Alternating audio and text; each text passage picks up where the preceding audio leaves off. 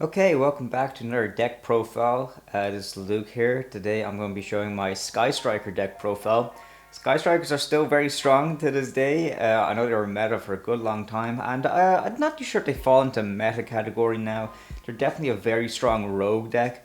I say they've kind of faded into the obscurity of heroes where they get new support that makes them broken for a while, but then people kind of just forget about them.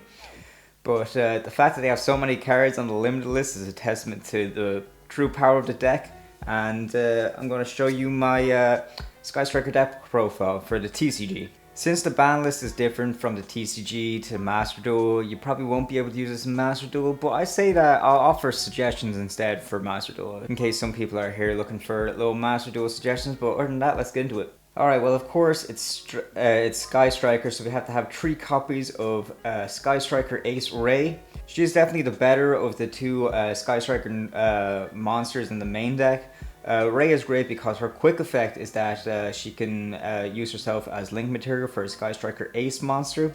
And also another effect she has is that if she is in the graveyard when your Sky Striker Link monster leaves the field by an opponent's card effect, you can actually summon her back out, which I think is just great overall. And as the meme goes, Raye is bae. She's the greatest fucking starter whenever you're going into your combos. 100% you need 3 of her. Next monster you only need 2 of is Sky Striker Ace Roze. Roze is good, but she's just not as good as Raye. I think running her at 2 is probably the best option. 3 might get a little excessive and a bit bricky. The main point of Sky Striker is having a lot of spells in your graveyard, so you can make your spell cards have 2 effects. And also power up your link monsters. So just running 2 of Roze is a lot better than running the 3. She can special summon herself out if another Sky Striker monster is special summoned, Roze special summons from hand, but I honestly don't think that you'll be using her too much. She's a decent monster overall, but I wouldn't have an over reliance on her. Running 2 copies I think is the perfect amount. That pretty much does it for the Sky Striker monsters in the main deck. I also run 2 copies of Gameciel, the Sea Turtle Kaiju. I just think that this is just really fucking funny, if I'm being quite honest with you. Gameciel is great. No one really main decks Kaijus. I don't really know why. Sky Strikers are great, but when it comes to like you're facing monsters that can't be destroyed by card effects or anything like that, like if you run into a Dragoon or anything, it's best to have a Kaiju in the main deck just so you can actually get rid of those problematic monsters and really go into your proper combos with the rest of Sky Strikers. Now, considering this is going off the ban list that started this month in May, I said, fuck it, why not try make a Yata-Lock deck? Yata-Garasu finally off the ban list. This is fucking hilarious. Honestly, you don't even need to run Yata. I think this is a 42, 43 card Sky Striker deck. You don't need to run Yata, but it is fucking hilarious when you come into that circumstance where you can Yata-Lock someone with a Sky Striker deck. It is so goddamn funny, and your opponent just admits defeat right away. It's not unusual. Sky Strikers are very much a control deck, so you can set up a good Yata-Lock. So running 1 of him isn't too bad. Also, it's good that almost no one fucking expects this, so it's really funny seeing your opponent's reaction when you drop Yata. Now we're just gonna go with the hand traps. I run 3 copies of Effect Veiler. Effect Veiler is very good because Effect Veiler is part of the proper combo when we're going into our access code talker. You probably already know what Effect Veiler does. She's a spellcaster tuner. During your opponent's main phase, you can quick effect send this card from your hand to the graveyard and negate the effects of one face-up monster they control.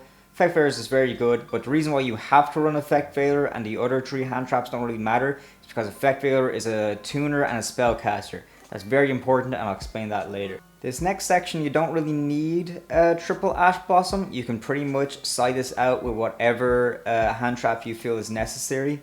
But I think Ash Blossom is just the best because she's very versatile in the sense that a lot of decks send stuff to the graveyard, special summon monsters from the deck, add a card from deck to hand. Ash Blossom is just overall, I think, is just the best hand trap. That's why I run 3 of her in this. Ash Blossom might be the best for a lot of matchups. That's why it's good to have it in there, but you're also able to side it out without worry. I think the main things you want to have in this is definitely, since this is the monster portion, definitely have 3 copies of Raye, have maybe 1 or 2 copies of Roze. You need the 3 Effect Veilers, maybe at least 1 Gameciel, and then pretty much do whatever you want for the rest of this. I think Yata is very fucking funny, so I'd highly recommend playing that. Alright, move on to the spells now. Alright, we have 15 Sky Striker spells. This is the main one. It's definitely Sky Striker Mobilize Engage. Engage is your main searcher. If you control no monsters in your main monster zone, you can add one Sky Striker card from your deck to the hand. This is pretty much any Sky Striker card, so you can get your Rays, you can get any of your Sky Striker spells. It's very, very good, and also has a second effect that if you have 3 or more spells in the graveyard when you activate this card, you get to draw an additional card. So it's a very broken draw too. There's a reason why this card is fucking limited. So you definitely need to run it. This is your main extender. There is, I believe this is semi-limited on Master Duel, which is broken as fuck. I don't know why they did that, but I think it's very, very good. Sky Striker Mobilize Engage, definitely an essential card for this deck. Also run Sky Striker Mecha Hornet drones. This gets you a Sky Striker token. Its attack and defense are 0, but if you have 3 or more spells in the graveyard, its attack and defense become 1500. It's just good to get another body out. If you're stuck trying to get a Raye, you can just use this and then get another body out to go into your Sky Striker links instead. This card is limited as well. I'm not too sure what the ratios are like on Master Duel. Hornet Drones is a very good card to definitely run one of. My favorite Sky Striker spell is definitely Sky Striker Mecha Widow Anchor. We run 3 of them. But I think it's either limited or semi-limited on Master Duel. I'm not really sure, but we're focusing mainly on the TCG. So Widow Anchor, it basically effect varies. It negates the effects of one face-up monster your opponent controls. It's a quick play spell, so you can actually set it and use it during your opponent's turn, and also you can use it on your own turn. It also has the effect that if you have 3 or more spells in your graveyard when you activate this card, you can actually take control of that monster, which I think is very, very good. We run 2 copies of Sky Striker Maneuver Afterburners. Afterburners is great. It's just a mini Raigeki. You get to destroy one face-up monster your opponent controls. Also, if you have 3 more spells in the graveyard, you can destroy one back row they control too. Very good card. I used to run it at 3, but I found the deck runs just as well if you run it at 2. You can recycle it with Kakari, so it's not too bad. Also, you can search it with Engage, so I wouldn't be going crazy running 3 copies of it. Another thing we run 2 copies of is Area 0. This is the Sky Striker field spell. So with this, you can target one other card you control, excavate the top 3 cards from your deck, and add one Sky Striker card from among those 3 to your hand. Then you send that targeted card to the graveyard. Also, if Area 0 is sent to the graveyard, you can special summon a Sky Striker monster from your deck. That's why I run it at 2. I think it's very, very good. You can also destroy it because I run MST in this deck. MST is a bit controversial. I know people prefer Twin Twisters, but do not use Cosmic Cyclone because Cosmic Cyclone banishes. You need to use either MST or Twin Twisters for this. Another limited card, we have Sky Striker Mecha Models Multirole. Multirole is very, very good. So you can target one other card you control, send it to the graveyard, and then your opponent cannot interact with your Sky Striker monster effects. Also, Multirole has a very, very good effect that depending on how many Sky Striker spells you activate this turn, you can set that many from your graveyard to your field during the end phase, but they are banished when they leave the field. But this is the reason why this card is limited. It is very, very good recycling. If it came to semi-limited, you'll definitely run 2. It's just a great card overall. You can search it off Engage as well. I run 2 copies of Sky Striker Mecha Eagle Booster. Eagle Booster, it just protects your Sky Striker monsters from your opponent's card effects, and also if you have 3 more spells in the graveyard, it can't be destroyed by Battle Leader. I run 2 copies of Shark Cannon. Honestly, maybe 1 would be fine, considering that we run Called by the Grave in this deck. Shark Cannon is very good. It just banishes a monster from your opponent's graveyard. Also, if you have 3 or more spells in the graveyard when you activate this, you can actually take control of that banished monster, but it can't attack, which is one downfall of it, but I think running at 2 is a nice optimal amount to run it at. Maybe 1 would be fine, but I run 2 of them anyways. The final Sky Striker spell is Sky Striker Maneuver Jamming Waves. This just destroys a set spell or trap your opponent controls. I run MST in this deck, that's why I only run 1 of this Jamming Waves. I mean, it's not necessary really. I'd find it good because you can search it off of Engage if you're like worried about your opponent's back row. And also if you trigger more spells in the graveyard when you activate this card effect, you can destroy 1 monster on the field. So it's a decent card, but you don't necessarily have to run it. So that about does it for the Sky Striker spells. Let's go on with the other spells we run in this deck. I run Reinforcement of the Army. Raye is a warrior, so it just searches out Raye. I run Terraforming. It's good to have an extra spell name in the graveyard. You use this to search for your field spell. Yet another limited card, we have Upstart Goblin. It's good to get an extra spell in the graveyard. Upstart Goblin, you get to draw one card, your opponent gains 1,000 life points. This isn't an OTK deck, this is very much a control deck, so you don't need to worry about your opponent gaining that much life points, it's fine. That's why I find Upstart Goblin to be very, very good. Yet another limited card, we have Called by the Grave. So this is just to stop your opponent's hand traps. If your opponent Ash Blossoms your engage, it's good to just Call by the Grave Ash Blossom. Coming off of the limited list, we have Raigeki. It's just good, it's just funny. Raigeki is just good for destroying all your opponent's monsters. It's also good bait if you want to bait out some of your opponent's monster effects or whatever. It's at 3, but I think 1 is fine. Again, I try to up the amount of spells you can just play 1-ofs. Powerful 1-off spells, just because you want to get all the amount of different spells in your graveyard to really get the full benefit of your Sky Striker effects. I also run 2 copies of Triple Tactics Talent. If you're a fan of the channel, you know I pulled both of these from the tins. Triple Tack is great. If your opponent activates a monster effect during your main phase, you can activate one of the following effects. Either draw 2 cards, take control of an opponent's monster, or you can take a look at your opponent's hand and choose 1 card from it to shuffle into the deck. Triple Tack is great. Honestly, I think you should run it at 3, but you know, if we're on a budget here and you're not as lucky as Sean and I are to pull 2, that's why I only run 2. Next up is Book of Moon. I don't know why more people don't play Book of Moon. Book of Moon, especially with this deck, since you want all that spells in the graveyard, it's just great. It's something no one really sees coming. What made me appreciate the full benefit is watching Simo Engage's progression series, where Book of Moon came in clutch a lot of times, and even playing against Sean, Book of Moon managed to fuck him up a few times. So Book of Moon is just good for interrupting your opponent's plays. It just sets their monster, and if you know their deck well, and if you know that they need that monster to be faceable on the field, Book of Moon can really interrupt them. It's something they wouldn't really expect either. I run 2 copies of MST. Yeah, I know this is a bit weird to see MST in a modern day deck, but you know, I think MST is very, very good, because not only can we use it to destroy your opponent's spell and trap cards, it's also good for destroying our own Area 0, which I find to be very, very good. But please keep in mind, MST does not negate, it just destroys, so be careful of that. Finally, 1 copy of Pot of Avarice, not necessary, but Avarice is pretty good, especially when you come into a situation where you're really burning through all of your link monsters. You have a lot of monsters in the graveyard. Pot of Avarice is just good for recycling them all back in, and then drawing 2, which could be very beneficial. I might just call this the luck deck, because the amount of cards in here that are pricey that Sean and I just pulled out of luck is quite funny, because we run 2 copies of Evenly Matched.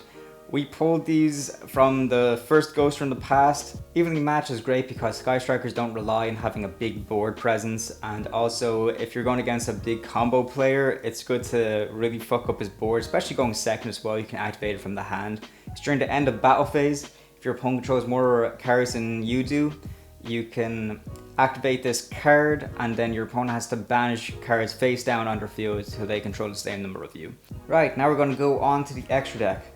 This is going to be fairly different from Master Duel because we run 3 copies of Kagari.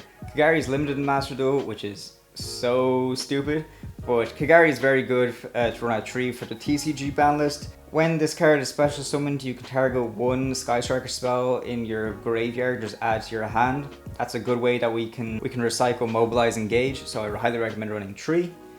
Next we run 3 copies of Shizuku.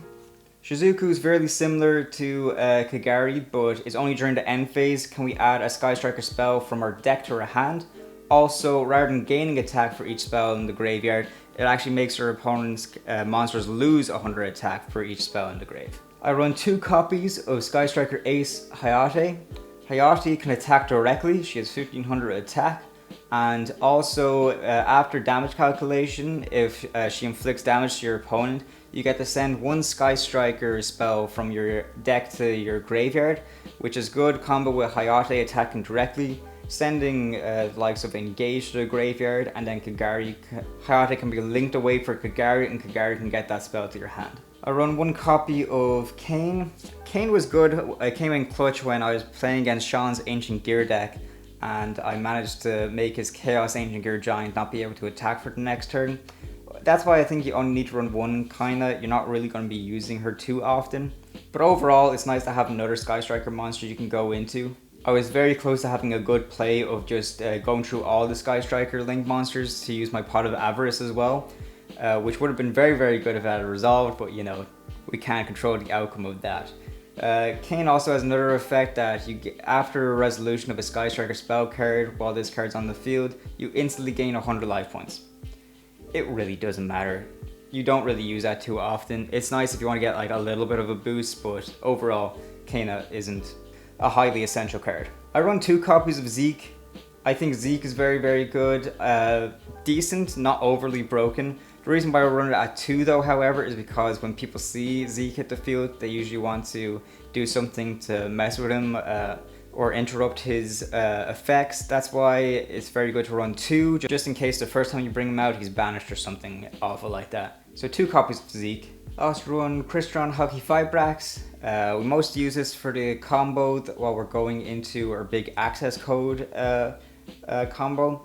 Hockey Fibrax is when he's brought out, you can special summon an effect veiler from your deck. And then what you want to do after that is you want to link tree using Hockey Fibrax and effect veiler to go into Selene, Queen of Master Magicians. She is a link tree and she gains spell counters for every spell in the graveyards. So you can easily get her up to 3 spell counters, and when you do that, you can remove 3 spell counters to bring back your effect veiler in the graveyard, and then that's the perfect fodder with a link tree and one other monster to go into your access code talker. Access code talker is great. He only takes 2 effect monsters, so this setup is perfect for him. It's a perfect combo played in a lot of decks. Access code talker is great because your opponent cannot react to his effects being activated. And when you're using Selene to go into him, you have a link tree in the graveyard, and Access Code Talker targets a link monster in your graveyard and gains 1000 attack for its link rating, which is an easy way to boost Access Code Talker up to 5300 attack. And it's great if you're going for the OTKs, it's great just if you want to get over really big monsters. He is a very pricey card. I understand if you guys don't want to play it. There's other Link 4 monsters. Access Code Talker is a very pricey card along with Selene, but Hockey Fibrax went down in price recently, which is very good. But you know, if you guys don't want to buy these cards, it's great to try this package out on simulators, Nexus, maybe even Master Duel if you're lucky. I'm not too sure how this combo works on Master Duel. I don't play it myself, but I'm sure it'll be pretty much the same as the TCG, depending on the ratios on the ban list. So that about does it for like what's essential in the extra deck, but you may have noticed that there's only 14 cards here. Now the reason for that is because I think that the last card that you can use in the extra deck, you can pretty much decide upon yourself. What I think might be good is running another Hayate. Hayate is very good. She's a very good card, so you know, it's not a bad idea to run her at 3, but I find that in my situations, I think running her at 2 is fine enough. Some other options I'd like to suggest is maybe Nightmare Unicorn. If your opponent is playing some bullshit stall deck where Mystic Mind bullshit, where they're constantly adding monsters to your field, Unicorn can be good just to use up the link rating. Selene requires spellcaster monsters, but Nightmare Unicorn just requires monsters with different names, and it's good to get rid of a monster your opponent controls. What I have in my deck personally is Borrelsword Dragon. Not necessarily the best, I think, with Sky Strikers. It's mostly just in case of problematic things occurring and we can't go into Access Code Talker, maybe he's banished or whatever, and you have a lot of guys in the field. A Link 4 would be good for this, and Borrelsword Dragon I find is very, very good, especially if you want to just go for the kill as quickly as possible. But if you really want to lean into sort of a controlling environment, maybe even Apollousa, Bow of the Goddess would be a good option for you to run. Again, you have one extra slot in your extra deck to fill with whatever you want, even if you want to put in some Synchro Tuner, so you can use Hockey Fibrax other effect to banish him on your opponent's turn to bring out that tuner. Not something I'd recommend. I think any of these 4 links would be better. So I highly recommend that you go off for yourself and really just explore with this deck a little bit and figure out what ratios are good for you. Find out what you want to fill in the extra slot in your extra deck with. And overall, just have fun playing Sky Strikers. So that about does it for deck profile. Please let us know what you think in the comments below. Please remember to like the video and subscribe. If you have any suggestions, please let me know. We'd love reading all your comments. This is a really cool, fun rogue deck that can pretty much top a lot of locals and maybe even tournaments. Sky Strikers are still powerful to this day, especially adding in the access code talker package and even the Yata-Garasu, just because it's fucking funny. I find to be very, very good. If you have any other suggestions for videos that you want to see in the future, please let us know. Sean and I are back into the swing of things now, so hopefully you'll get a lot more content on the way. Thanks for watching. Goodbye.